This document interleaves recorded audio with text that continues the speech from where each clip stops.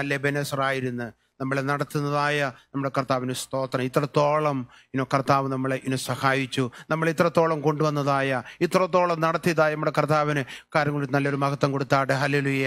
ഇന്ന് പോലെ കാലം അല്പത്തെ ചിന്തയ്ക്കായിട്ട് നമുക്ക് പുറപ്പാട് പുസ്തകം 17-ാം അധ്യായം അതിൻ്റെ 8 മുതൽ ഉള്ളതായ ചില വാക്യങ്ങളെ വായിക്കുവാൻ ഞാൻ താല്പര്യപ്പെടുന്നു. എന്നാൽ അതിൻ്റെ 15-ാമത്തെ വാക്യം ഞാൻ ആദ്യം വായിക്കുന്നു. പിന്നെ മോശ ഒരു യാഗപീഠം പണിത് അതിന് യഹോവ നിസ്സി, യഹോവ എൻ്റെ കൊടി എന്ന് പേരിട്ടു. എന്നാൽ അതിൻ്റെ മുകളിലുള്ളതായ ഭാഗങ്ങൾ വായിക്കുമ്പോൾ നമുക്ക് എല്ലാവർക്കും അറിയാവുന്നതായ ഒരു ചരിത്ര സംഭവമാണ്. രഫീദീമിൽ വെച്ച് അമലേക്കർ വന്ന് ഇസ്രായേലിനോട് യുദ്ധം ചെയ്യുന്നു. ഇസ്രായേൽ മക്കളെ മിസ്രൈമിൽ നിന്ന് പുറപ്പെട്ടതിന് ശേഷമുള്ളതായ ആദ്യത്തെ യുദ്ധം എന്ന് പറയാം. അതിന് മുമ്പ് അവർ യുദ്ധം ചെയ്തിട്ടില്ല. അവിടെ വളരെ സന്തോഷകരമായിട്ട് മിസ്രൈമിൽ നിന്ന് പുറപ്പെട്ടു. ദൈവം അവരെ വിടുവിച്ചു. ആ ആഘോഷം, ആ സന്തോഷം നമുക്ക് കാണുവാനായിട്ട് സാധിക്കുന്നുണ്ട്. എന്നാൽ അവർ യാത്ര ചെയ്ത് രഫീദിൽ വന്നപ്പോൾ വെള്ളമില്ലാതെ വിഷമിച്ചു. അവിടെ പാറയിൽ നിന്ന് വെള്ളം അവർ കൊടുത്ത് അവരുടെ ദാഹത്തെ ശമിപ്പിക്കുന്നതായ കർത്താവിനെ നമുക്ക് കാണുവാനായിട്ട് സാധിക്കുന്നുണ്ട്. എന്നാൽ പെട്ടെന്ന് ഇപ്പോൾ ഒരു ശബ്ദം മോശ കേൾക്കുകയാണ്. അമാലേക്യരെ യുദ്ധത്തിന് നിരക്കുന്നു എന്നുള്ളതായ വലിയ ശബ്ദം മോശ കേട്ടപ്പോൾ മോശ ഒന്ന് ഭയപ്പെട്ടു കാണും. അയ്യോ, ഞങ്ങൾ ഇന്ന് വരെ യുദ്ധം ചെയ്തിട്ടില്ല, ഞങ്ങളെ വിടുവിച്ചു, ഞങ്ങൾ ഇവിടം വരെ കൊണ്ടുവന്നു. എന്നാൽ ഈ അമാലേക്കരെ കുറിച്ച് പഠിക്കുമ്പോൾ ഏശാവിന്റെ പാരമ്പര്യത്തിൽപ്പെട്ടവരാണ് ഇവര് അല്ലെങ്കിൽ ഹല്ലേലൂയ നമുക്ക് ചരിത്രം നമ്മളെ പഠിപ്പിക്കും. എന്നാൽ അവർ പെട്ടെന്ന് യുദ്ധത്തിന് വരുമെന്നൊന്നും മോശ വിചാരിച്ചില്ല. എന്നാൽ ഓരോ ശബ്ദം കേൾക്കുകയാണ്. രഫീദീമിൽ അമാലേക്കർ വന്ന് ഇസ്രായേലിനോട് യുദ്ധം ചെയ്തു. അപ്പോൾ മോശ യോശുവയോട് നീ ആളുകളെ തിരഞ്ഞെടുത്ത് പുറപ്പെട്ട് അമാലേക്കരോട് യുദ്ധം ചെയ്യുക. അപ്പോൾ ഈ പ്രതിസന്ധിയുടെ മധ്യത്തില് നമുക്ക് കാണുവാൻ സാധിക്കുന്നത് മോശ യോശുവയോട് പറയാണ്, നീ യുദ്ധത്തിന് പോ ബറ്റാലിയൻസിനെയൊക്കെ കൊണ്ട് ഞാൻ ഒരു കുന്നിന്മേൽ കയറി പ്രാർത്ഥിക്കുവാനായിട്ട് പോവുകയാണ്. ഞാൻ കുന്നിന്മേൽ കർത്താവ് ദൈവം എനിക്കൊന്നായ ഒരു വടിയുണ്ട്, ആ വടിയും പിടിച്ചുകൊണ്ട് ഞാൻ കുന്നിന്റെ മുകളിലേക്കൊന്ന് കയറുവാൻ പോകുന്നു എന്ന് പറയുന്നതായ മോശയാണ് നമുക്ക് കാണുവാനായിട്ട് സാധിക്കുന്നത്. നമ്മൾ വായിച്ചു അതിന്റെ 15-ാമത്തെ വാക്യം. പിന്നെ മോശ ഒരു യാഗപീഠം പണിത് അതിന് യഹോവ നിസ്സി, യഹോവ എൻ്റെ കൊടി എന്ന് പേരിട്ടു. എന്റെയും നിന്റെയും ഹല്ലേലൂയ മുകളില് ഉയർത്തുന്നതായ ഒരു കൊടിയുണ്ട്, അത് കർത്താവാണ്. ആ കൊടി ഹല്ലേലൂയ എന്റെക്കും നിനക്കും മുകളില് ഉയർത്തുന്നതായ ആ നല്ല കൊടിക്കായി നമ്മുടെ കരങ്ങളിൽ നമുക്ക് കർത്താവിന് സ്തോത്രം ചെയ്യാം. പ്രിയമുള്ളവരെ ഹല്ലേലൂയ, ഇവിടെ ജയജീവിതത്തിന് ആവശ്യമായ 4 കൊടികളെ കുറിച്ച് നമുക്ക് ഇന്ന് കാലം ചിന്തിക്കാം. ഇവിടെ കാണുന്നതായ കൊടി എന്തുവാണ്? മോശ ഒരു യാഗപീഠം പണിത് അതിന് യഹോവ നിസ്സി എന്ന് പേരിട്ടു. ഹല്ലേലൂയ, യഹോവ എൻ്റെ കൊടി എന്ന് അവിടെ നമുക്ക് വായിക്കുവാനായിട്ട് സാധിക്കുന്നുണ്ട്. നമുക്കറിയാം എല്ലാ രാജ്യങ്ങൾക്കും അവരുടേതായ കൊടിയുണ്ട്. ഞാൻ മിക്കവാറും ഇന്ത്യയിൽ കടന്നു പോകുമ്പോൾ ഞങ്ങൾക്ക് ഈ സ്കൂൾസ് ഒക്കെ ഉള്ളതുകൊണ്ട് ഈ ഓഗസ്റ്റ് മാസം ആണെങ്കിൽ മിക്കവാറും ഫ്ലാഗ് ഹോസ്റ്റിംഗ് ഉണ്ട്. അപ്പോൾ ഞാൻ പല വർഷങ്ങൾ ചെയ്തിട്ടുണ്ട്. കഴിഞ്ഞ വർഷം ചെയ്യുവാനായിട്ട് ഇടയായിത്തീർന്നു. എല്ലാ രാജ്യങ്ങൾക്കും അവരുടേതായ കൊടിയുണ്ട്. അവരുടെ സ്പോർട്സിൽ അവർ പോകുന്നു, അല്ലെങ്കിൽ ഒരു മത്സരത്തിൽ പോയി അവര് ഒരു രാജ്യം ജയിച്ചു കഴിഞ്ഞാൽ അവരുടേതായ ഫ്ലാഗ് അല്ലെങ്കിൽ അവരുടെ കൊടി ഉയർത്തും, ഞങ്ങൾ ജയിച്ചു എന്ന് പറഞ്ഞുകൊണ്ട്. നമ്മള് ഇസ്രായേൽ മക്കളെ കുറിച്ച് പഠിക്കുമ്പോൾ സംഖ്യാപുസ്തകം 1-52 വാക്യം ആർക്കെങ്കിലും വായിക്കാം. അവിടെ ഇസ്രായേൽ മക്കൾ 12 ഗോത്രങ്ങളുണ്ടായിരുന്നു. 12 ഗോത്രങ്ങൾക്കും അവരുടേതായ കൊടി ഉണ്ടായിരുന്നുവെന്ന് നമുക്ക് കാണുവാൻ സാധിക്കുന്നുണ്ട്. ആരെങ്കിലും വായിച്ചാട്ടെ 1-52 വാക്യം. ഗണം ഗണമായി ഓരോരുത്തൻ താന്താന്റെ പാളയത്തിലും ഓരോരുത്തൻ താന്താന്റെ കൊടിക്കരികയും ഇങ്ങനെ കൂടാരം അടിക്കണം. അപ്പോൾ അവിടെ പറയുന്നതായ ഒരു ഇൻസ്ട്രക്ഷൻ ആണ്, മോശ കൊടുക്കുന്നതായ ഒരു ഡയറക്ഷനാണ്. 12 ഗോത്രങ്ങൾക്കും നിങ്ങൾ ഗണം ഗണമായി എന്തുമാണ് ഹല്ലേലൂയ നിങ്ങളുടെ ആ കൊടിയുടെ കീഴില് നിങ്ങളെ ആയിരിക്കണം എന്ന് പറയും. നമുക്ക് കാണും. അതിന്റെ 2-ാം വാക്യം വായിച്ചാട്ട്. സംഖ്യ 2-ാം വാക്യം. ഇസ്രായേൽ മക്കളിൽ ഓരോരുത്തൻ താന്താന്റെ ഗോത്രത്തിന്റെ അടയാളത്തോട് കൂടിയ കൊടിക്കരിക കൊടിക്കരികെ പാളയമിറങ്ങണം. അവിടെ ഈ കൊടി ചുരുക്കം പറഞ്ഞു കഴിഞ്ഞാൽ നമ്മൾ വായിക്കുമ്പോൾ ഈ കൊടി എന്തുവാണ്? അവരുടെ ഒരു അടയാളം ആയിരുന്നു എന്ന് കാണുവാൻ സാധിക്കുന്നുണ്ട്. അവരുടെ ആ കൊടിക്കൊരു കളറ് കാണും. അപ്പോൾ ഇന്ന കൊടി യഹൂദ ഗോത്രത്തിന്, ഇന്ന കൊടി അല്ലെങ്കിൽ ബെന്യാമിൻ ഗോത്രത്തിന്, ഇന്ന കൊടി അല്ലെങ്കിൽ നഫ്താലി ഗോത്രത്തിന്, അങ്ങനെ ഈ 12 ഗോത്രങ്ങൾക്കും 12 കൊടികളുണ്ടായിരുന്നു. അവർ ഗണഗണമായി നിൽക്കും. അപ്പോൾ ഇത് ഹല്ലേലൂയ കൊടി കാണുമ്പോൾ അവരെ ഇന്ന ഗണത്തിൽ അല്ലെങ്കിൽ ഇന്ന ഗോത്രത്തിൽ പെട്ടവരാണെന്ന് റെക്കഗ്നൈസ് ചെയ്യുവാന് മനസ്സിലാക്കുവാനായിട്ട് സാധിക്കുമ്പോൾ ഇസ്രായേൽ മക്കളെ കുറിച്ച് പഠിക്കുമ്പോൾ 12 ഗോത്രത്തിനും എന്തുവാണ് കൊടികളെ ഉണ്ടായിരുന്നു. യെശയ്യാവിന്റെ പുസ്തകം 11-ാം അധ്യായം എടുക്കാം. അതിന്റെ 10ഉം 12ഉം വാക്യം ഒന്ന് വായിക്കാം. 10ഉം 12ഉം വാക്യങ്ങള്.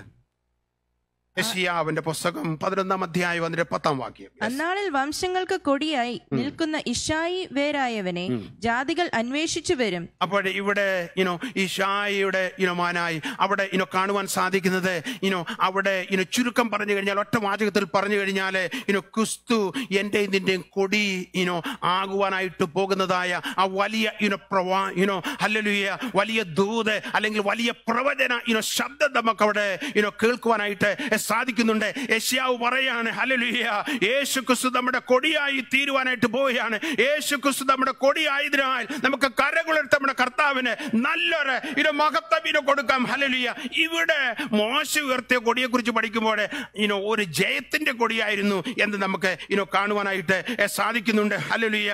ജയം കർത്താവ് നമുക്ക് തരുമ്പോൾ എന്താണ് ആ ജയത്തിന്റെ കൊടികളെ ഉയർത്തുവാൻ നമ്മൾ ഒരിക്കലും മറന്നു പോകല്ലേ. ഇവിടെ ഈ രഫീദീമിലെ ഒരു മലയുടെ മുകളിലേക്ക് കയറുന്നതായ മോശയെ നമ്മളെ കാണുന്നു. മോശ അനേക പർവ്വതങ്ങളെ കയറിയിട്ടുണ്ട്. മോശയ്ക്ക് കൊടുക്കാവുന്നതായ നല്ലൊരു പേര് തന്നെ എന്തുവാണ്? ഒരു പർവ്വത പുരുഷനായിരുന്നു വാസ്തവത്തിലെ മോശ എന്ന് നമുക്ക് പറയാം. ഒരു മൗണ്ടൻ മാന്. കാര്യമേ അനേക പർവ്വതങ്ങൾ എന്തുവാണ് അവൻ കർത്താവിന് വേണ്ടി കയറിയിട്ടുണ്ട്. നമ്മളെ ആദ്യമായിട്ട് മോശ കണ്ട പർവ്വതം ഏതെന്ന് ചോദിച്ചു കഴിഞ്ഞാല് പുറപ്പാട് പുസ്തകം 3-ാം അധ്യായം വായിക്കുമ്പോൾ അവിടെ ഒരു ഹോരേബ് പർവ്വതത്തെ നമുക്ക് കാണുവാൻ സാധിക്കുന്നുണ്ട്. അവിടെ വളരെ മനോഹരമായ ഒരു കാഴ്ച എന്തുവാണ് മോശ കാണുകയാണ്. മുൾപ്പടപ്പ് കത്തിക്കൊണ്ടിരിക്കുകയാണ്.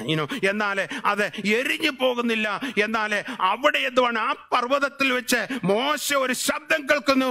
മോശ മോശേ മോശേ എന്ന് വിളിക്കുന്നതായ ആ വലിയ വിളിയുടെ ശബ്ദം കേട്ടതായ ഒരു പർവ്വതമായിരുന്നു ഹോരേബ് പർവ്വതം. എന്നാൽ മോശയെ ഒരു വലിയ ശുശ്രൂഷയ്ക്ക് വേണ്ടി വിളിക്കുന്നതായ വിളി ആ പർവ്വതത്തിൽ നമുക്ക് കാണുവാൻ സാധിക്കുന്നുണ്ട്. അപ്പോൾ ദൈവം ചുരുക്കം പറഞ്ഞു കഴിഞ്ഞാൽ മോശയെ തേടി വന്നതായ ഒരു പർവ്വതമായിരുന്നു. ഹല്ലേലൂയ. 40 വർഷം കൊട്ടാര ജീവിതം, അതിനുശേഷം 40 വർഷം അമ്മായിപ്പന്റെ ആടുകളെ മേയിച്ചുകൊണ്ട് ഹല്ലേലൂയ ഇങ്ങനെ യാത്ര ചെയ്ത് ഹോരേബ് വരെ എത്തിക്കഴിഞ്ഞപ്പോൾ 80-ാമത്തെ വയസ്സിലെ ഒരു ശബ്ദം കേൾക്കുകയാണ്. ഹോരേബിൽ വെച്ച് ഹല്ലേലൂയ ദൈവം മോശയെ തേടി വന്ന പർവ്വതം നമുക്ക് അവിടെ കാണും. നമ്മെ എന്നെ ഇതിന് തേടി വന്നതായ കർത്താവിന് സ്തോത്രം ചെയ്തായിട്ട് അവന് തേടി പോയതല്ല, അവൻ നമ്മളെ തേടി വന്നു. ഹല്ലേലൂയ.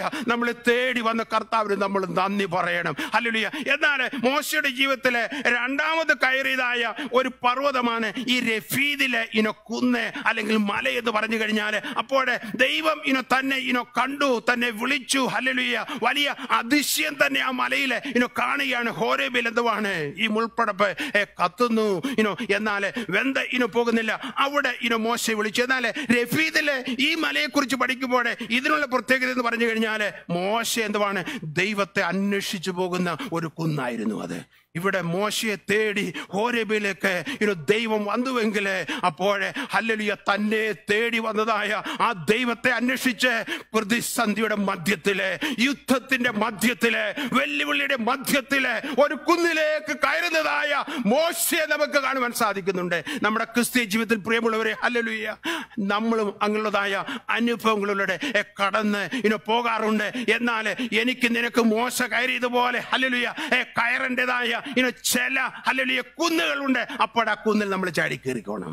ഹല്ലേലൂയ. ഇവിടെ മോശ വിശ്വാസത്താല് കയറി എന്താണ് ഈ കുന്നിലേക്ക് കയറുകയാണ്. എന്തിനു വേണ്ടിയാണ്? ദൈവത്തെ അന്വേഷിക്കുവാൻ വേണ്ടി. അതുപോലെ മോശയെ കുറിച്ച് പഠിക്കുമ്പോൾ മറ്റൊരു പർവ്വതമായിരുന്നു സീനായി പർവ്വതം. ആ പർവ്വതത്തിൽ മോശ 40 ദിവസം ദൈവമായിട്ടുള്ളതായ വലിയ കൂട്ടായ്മ താൻ അനുഭവിച്ചതായ പർവ്വതമായിരുന്നു സീനായി പർവ്വതം. അവിടെ കടന്നിരുന്ന് ദൈവത്തോട് ഒത്ത താൻ സമയം ചിലവഴിച്ചു. അവിടെ പ്രമാണം തനിക്ക് ലഭിക്കുവാൻ ഇടയായിത്തീർന്നു. ആ പ്രമാണം കൊണ്ട് താഴേക്ക് ഇറങ്ങി വരുന്നതായ മോശയെ നമുക്ക് കാണുവാൻ സാധിക്കുന്നുണ്ട്. അപ്പോൾ സീനായി പർവ്വതം ദൈവത്തെ അന്വേഷിച്ച് ദൈവമായിട്ട് കൂട്ടായ്മ കൂടുവാൻ കയറി ചെന്നതായ ഒരു ഹല്ലേലൂയ മലയായിരുന്നു, അല്ലെങ്കിൽ പർവ്വതമായിരുന്നു സീനായി പർവ്വതം. ആ പർവ്വതത്തിൽ നിന്ന് ചിലതൊക്കെ ദൈവം തന്നെ ഏൽപ്പിച്ചു. ആ ഏൽപ്പിച്ചത് കൊണ്ട് താഴോട്ട് ഇറങ്ങി വരുന്നതായ മോശയെ നമുക്ക് കാണുവാൻ സാധിക്കുന്നുണ്ട്. എന്നാൽ ആ പർവ്വതം മാത്രമല്ല, ഹോർ പർവ്വതത്തിലെ ഒരിക്കലും സംഖ്യാപുസ്തകം 20-ാം അധ്യായം അതിന്റെ 22 മുതലുള്ള വാക്യങ്ങൾ വായിക്കുമ്പോൾ മറ്റൊരു പർവ്വതത്തിൽ താൻ കയറി.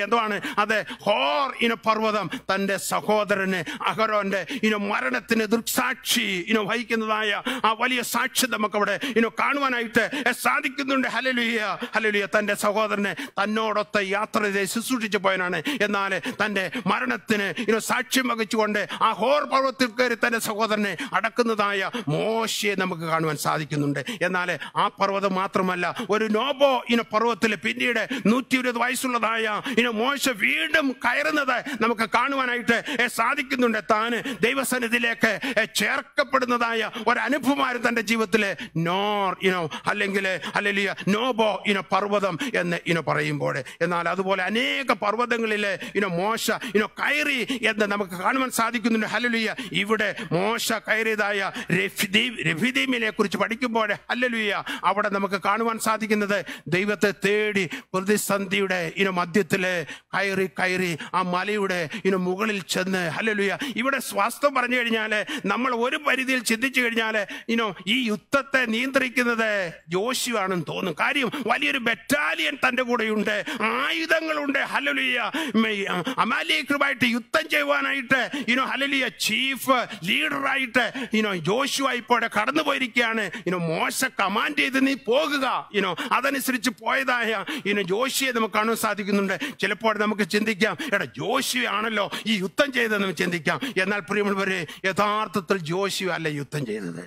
കുന്നിൻ മുകളിലെ കരം കുളിർത്തിക്കൊണ്ട് നീന്തതായ ഹല്ലേലൂയ മോശയായിരുന്നു യുദ്ധത്തെ നിയന്ത്രിച്ചത്. ഹല്ലേലൂയ. മാനുഷികമായിട്ട് നോക്കിക്കഴിഞ്ഞു കഴിഞ്ഞാൽ നമ്മൾ ചിന്തിക്കും യോശുവയാണല്ലോ യുദ്ധം ചെയ്തത്. എന്നാൽ പ്രിയമുള്ളവരെ, ഹല്ലേലൂയ, പ്രാർത്ഥിക്കുന്ന നിനക്ക് ചിലതിനെയൊക്കെ നിയന്ത്രിക്കുവാനായിട്ട് സാധിക്കുമെന്നുള്ളതിന് യാതൊരു സംശയമില്ല. ഹല്ലേലൂയ. ചിലപ്പോൾ ചിലതൊക്കെ നിന്റെ കയ്യിൽ ഉണ്ട് എന്ന് നിനക്ക് തോന്നും. എന്നാൽ ഹല്ലേലൂയ ചിലതിനെയൊക്കെ നിയന്ത്രിക്കുവാനായിട്ട് കഴിവ് പ്രാർത്ഥനയ്ക്കുണ്ട്. പ്രാർത്ഥന എന്ന് പറയുന്ന ആ കരത്തിനുണ്ട്. എത്ര പേർ വിശ്വസിക്കുന്നു? ഹല്ലേലൂയ.